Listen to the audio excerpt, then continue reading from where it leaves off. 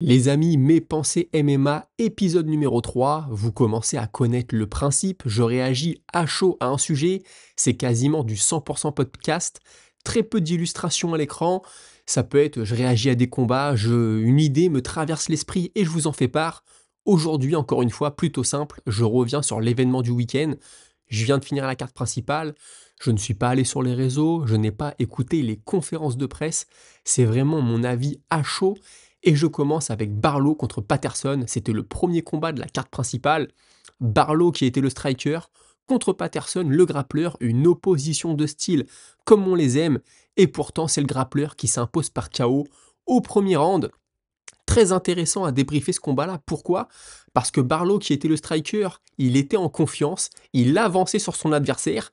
Tu sentais un peu de panique chez Patterson qui lui reculait, qui avait la garde en plus un peu basse, le menton un peu haut, et les coups qu'il envoyait étaient assez hésitants. Tu avais peur au contre à tous les instants. Sauf que le problème, c'est que Barlow ne déclenchait pas, il n'envoyait pas grand-chose.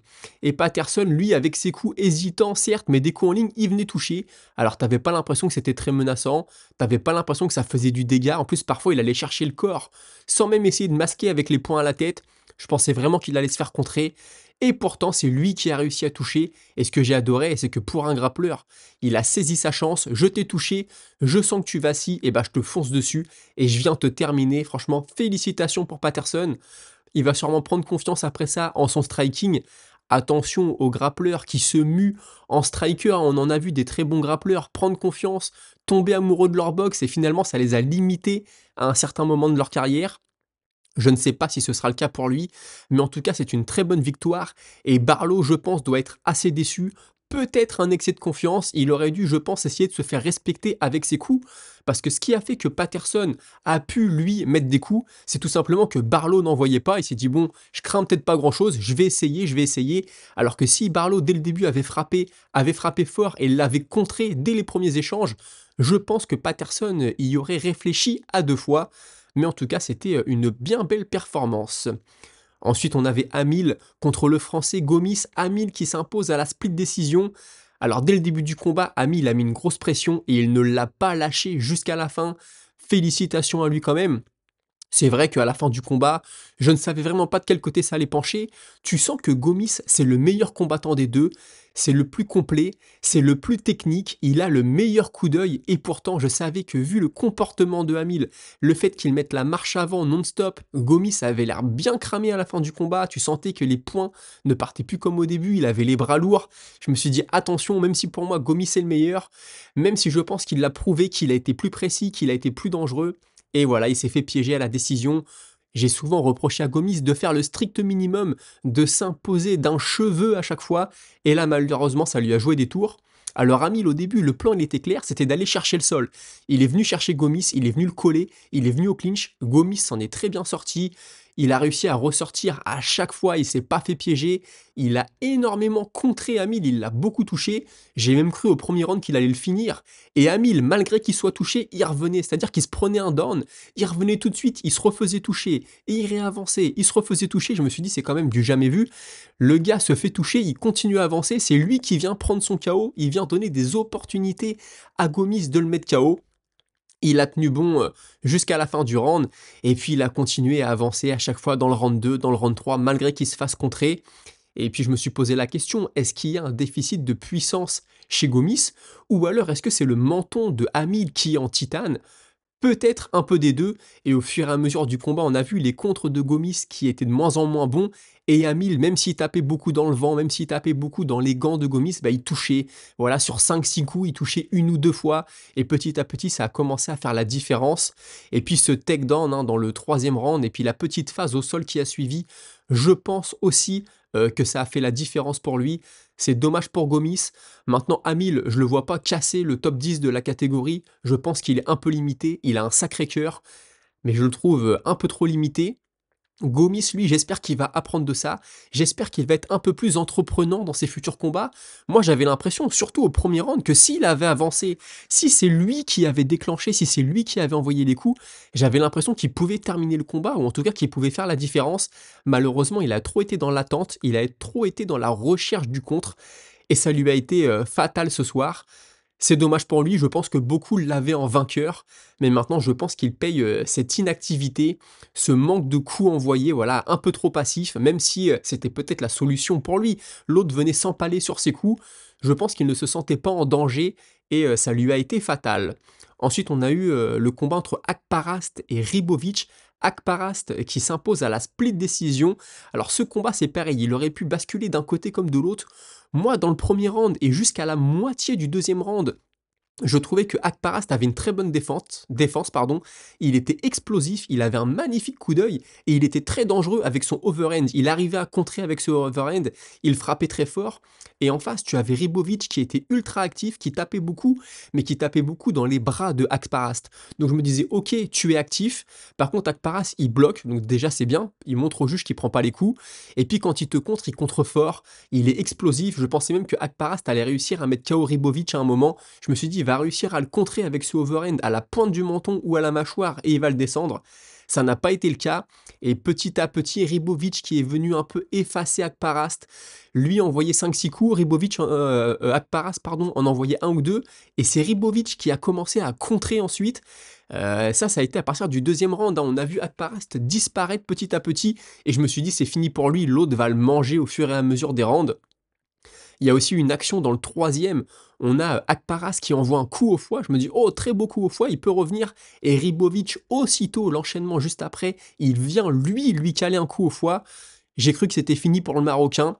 Et pourtant, le troisième round, il a cette fois-ci, lui, Akparast, mis la marche avant. Il a montré au juge qu'il était toujours là. C'est peut-être ce qui a manqué à Gomis. Il prenait des coups, mais il en envoyait aussi.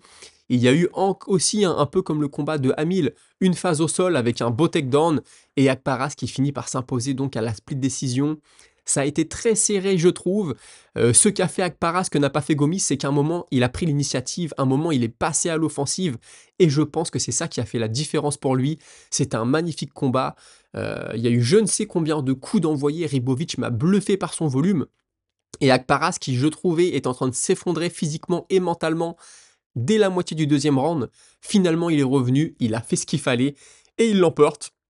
Ça s'est pas joué à beaucoup, je pense que certains avaient Ribovic vainqueur dans ce combat, mais je ne parlerai pas d'un vol non plus, c'était un combat de très haut niveau et on était pourtant en dehors du top 15 chez les poids légers, pour vous dire à quel point le niveau est élevé dans cette catégorie.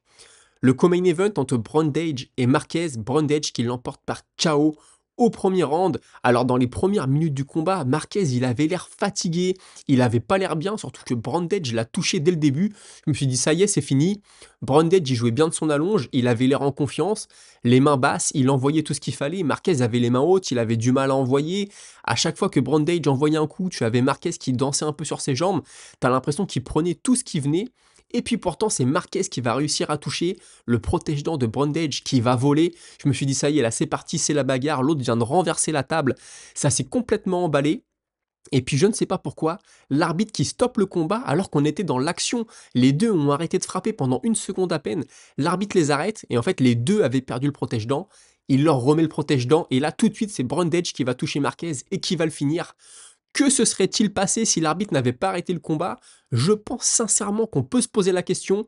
Je trouve ça assez dommage. Après, bien sûr, c'est la sécurité des combattants. Habituellement, l'arbitre attend vraiment qu'il y ait un vrai temps mort dans le combat, que les deux s'écartent, qu'il y ait un peu de distance qui se crée. Là, il est quand même intervenu au cœur de l'action. Il a peut-être un peu cassé l'euphorie de Marquez. Maintenant, voilà, quand les deux envoient à fond dans tous les sens, ça peut toucher d'un côté comme de l'autre. C'était un jeu très dangereux. Et ce soir, en tout cas samedi soir, ça a souri à Brundage. Et puis enfin, le main event, Capé contre Almabayev. Belle victoire de Capé. Maintenant, ce qui va venir mettre une petite teinte là-dessus, on verra ce qui va se dire pendant les conférences de presse, je vous en parlerai demain à 17h, c'est que l'enchaînement qui met fin au combat, c'est sur un crochet de Capé, et sauf que c'est un crochet main ouverte, c'est quasiment une gifle, et Almabayev qui vient prendre le doigt dans l'œil. Forcément, on peut se poser la question, hein, je pense que ça a été un tournant du combat, même si Capé, d'après moi, était meilleur ce soir-là. Dans le premier round, Capé qui a mis une bonne pression par la présence, il s'est pas jeté, mais il a fait reculer son adversaire. À chaque fois qu'il frappait, tu sentais que chez Almabayev, on cherchait des solutions de défense, c'était pas facile. Quand Almabayev a voulu venir chercher la lutte, Capé l'a tout de suite très bien défendu, c'était bien vu de sa part. Maintenant, dans le deuxième round, Almabayev commençait à revenir petit à petit. Je pense que c'est Capé qui a un peu levé le pied et qui lui a permis de s'exprimer un petit peu plus. Et puis cet enchaînement qui vient ensuite hein, avec Capé, le crochet, la main ouverte, ça vient toucher l'œil. Au début, moi j'ai cru que c'était vraiment un crochet et que Almabayev avait pris un coup dans l'œil, que Capé savait que c'était un crochet et que donc il avait mis la marche avant. Le KO, il est magnifique. Hein. C'est pas un KO, c'est un arrêt de l'arbitre, mais toute la séquence là, Capé, il s'est acharné sur lui, il a envoyé les genoux, il a envoyé les poings. C'était très très beau. Maintenant, forcément, on peut se poser la question, que se serait-il passé s'il avait envoyé le crochet point fermé? Est-ce qu'il aurait été un peu court? Est-ce que Elmabayev l'aurait pris, mais du coup aurait pu voir à quel point sa vision était trouble? Ça fait quand même 2 main events de suite entre Seattle le week-end dernier et ce week-end, où les doigts dans l'œil sont extrêmement problématiques. Je pense que toute la semaine, on va encore se manger de la polémique. En tout cas, moi, je voulais vous faire un petit retour sur cet événement à chaud. Je pense qu'on est à peu près 10 minutes d'enregistrement. Demain, je vous en parlerai à tête reposée. On parlera aussi surtout des conférences de presse. Et puis, on commencera à se pencher sur cet événement qui arrive le week-end prochain, Pereira contre Ankalaev. J'espère que vous avez apprécié le format et on se retrouve très prochainement. Surtout, j'espère, demain à 17h. Passez un bon dimanche. Salut.